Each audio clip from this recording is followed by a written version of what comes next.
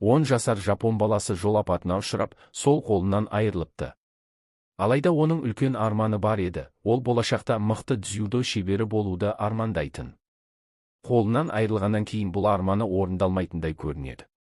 Бірақ әкесі ұлын атақты дзюдо шеберіне апарып көмек сұрайды. Ұстаз келесі күннен бастап 10 жыл бойы балаға тек бір ғана әдісті үйретіп, күн сайын соны қайталауын талап етеді. Бала ара-тұра ұстазына келіп, "Бұл қимылды үйреніп алдым, енді маған басқа әдісті үйретпейсіз бе?" деп сұрайды. Ұстазы: "Сен осы қимылды қайталай бер, балам. Уақыты келгенде жаңа әдіске көшеміз" деп жауап береді.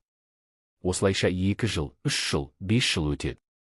Баланың дзюдодағы 10 жылдық тәжірибесі толады. Бір күні ұстазы оған келіп, "Дайын бол, сені үлкен турнирге жаздым.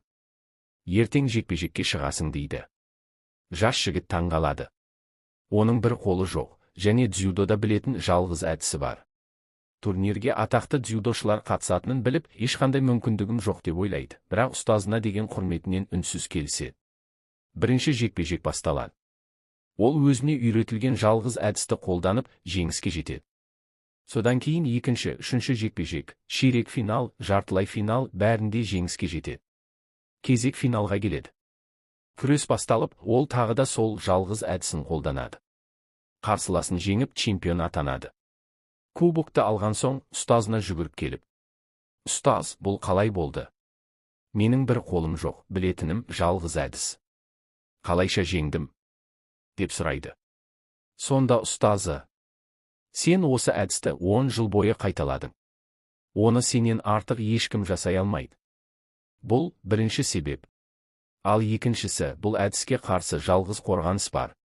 Ол үшін қарсыласың сенің сол қолыңнан ұстауы керек еді" деп жауап береді.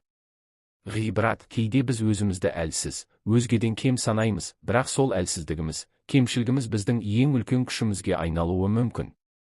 Тек ол әлсіздік ойымызда болмаса болды.